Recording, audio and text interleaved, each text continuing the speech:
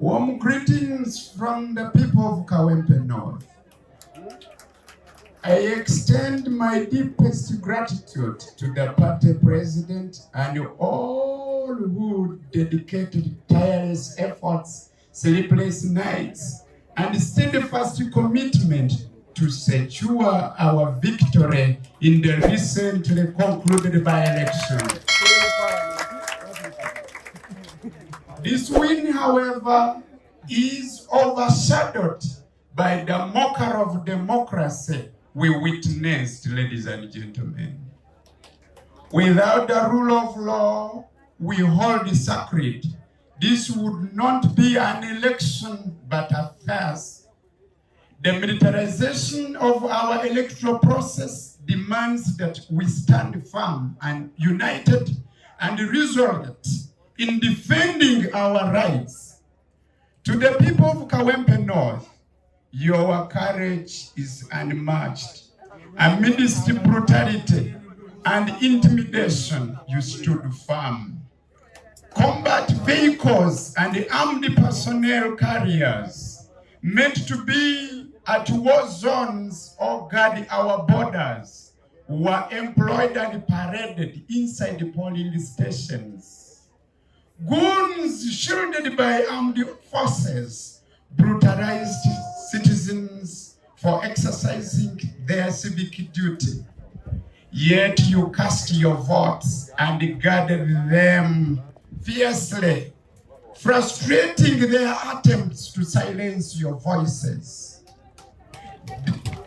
This is the spirit we must carry into the general elections in 2026, ladies and gentlemen. As one philosopher once said, when you think of giving up, remember why you started. I condemn the actions of ministers, RDCs, and NRM cadres who betrayed their duty to protect citizens. Elections are a platform for dialogue, not intimidation or bribery. This country owes us a duty. As citizens, we owe it allegiance, not through empty promises and intimidation, but rather through justice, fairness, and respect for the rule of law. The targeting of journalists during this by-election is a stain on our democracy. The media is the eyes and ears of the public. We must have transparency in the course of elections. Such media was silenced through violence. Some journalists remain hospitalized, yet security forces have neither acknowledged their wrongdoings nor held their officers accountable. Instead, they seek to reward those who brutalized journalists and our supporters. If you are proud of these actions, reward them publicly. Let us see the faces of those who served well through violence. We take this occasion to appreciate benevolent people from all walks of life, locally and internationally, who chose to stand with us when we were campaigning and when our rights and the rights of the people of Kawempe North were being violated. Lastly, Museveni's legacy, born from a guerrilla war against election malpractices, now perpetuates the same injustices, which for so long he has been proud, saying that he fought against such wrongdoings. Shamelessly accusing us of raging despite overwhelming evidence. But if we triumphed amidst that violence, we will defeat them in courts of law. I assure you, ladies and gentlemen, we shall give them a bloody nose. Should they make an attempt? follow us.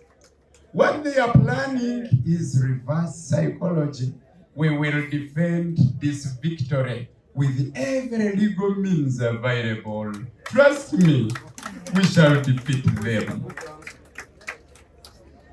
Mr. President, sebo ziri abantu liwulirwe nga teri yali fotola. Obuwanguzi obwo twabufunye.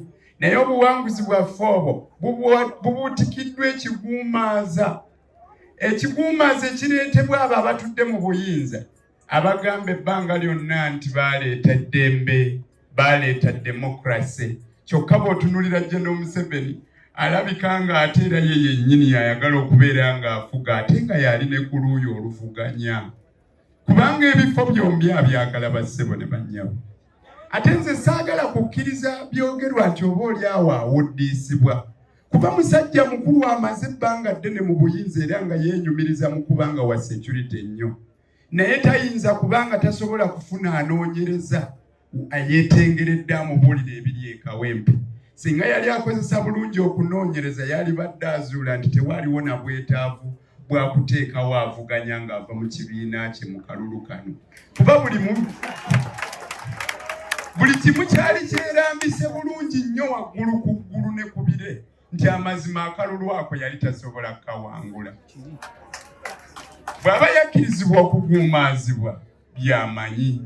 Mu ngeri y'emu n'ebimu ku ebyo ebyogerwa wano mu nsonyiwo biwakanyaamu katono. Mbwe abantu abo abatukuba emiggo mu zidrooni ate batukkiririzaamu nnyo era baagala tukole ky'amaanyi, teriyo ayinza kuliisa kaamugerwa mpaka ate n'omusolobeza. Lwaki okuba munno okutuuka ku ekyo ate ng'oli ku sayidi y'emu naye? Oyagala alembe kutuuka mu nsi ensuubize?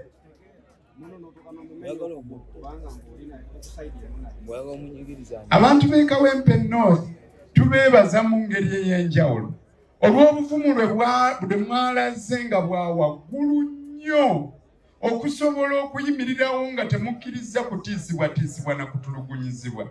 Ne baleeta agamotoka aganene agalina okweŋŋanga entalo n'okukuuma ensalo zaffe nga Uganda, ate ne bagaleeta awalonderwa we tusuubira emirembe.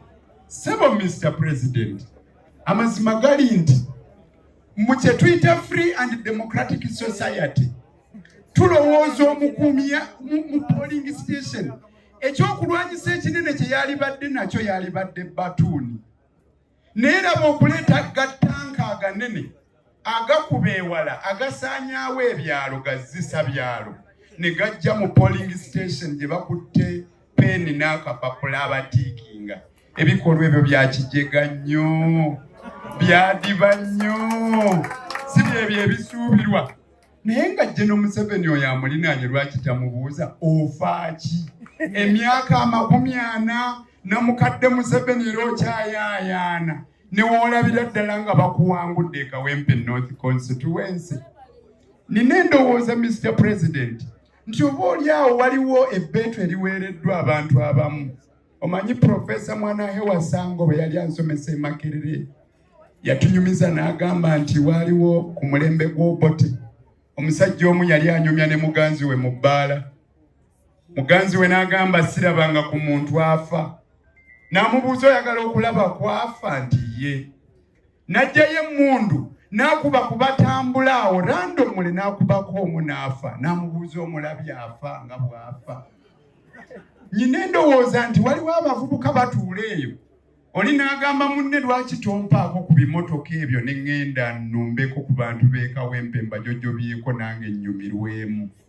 Kuba weebuuza kiki ekyali kireetesa zimmamba, kiki ekyali kireetesa ennyonyi mu constituency y'e Kawempe North okuggyako ebivubuka ebyekyejo ebikazannyirizi byayagala okujja okuleeta embeera enzibu. Naye nga General Museveni n'okutuusa kati ogamba gwali mu buyinza naye ebikolwa ebyo bwe biba weebiri oba weewuunyisa oba ddala oli mu buyinza.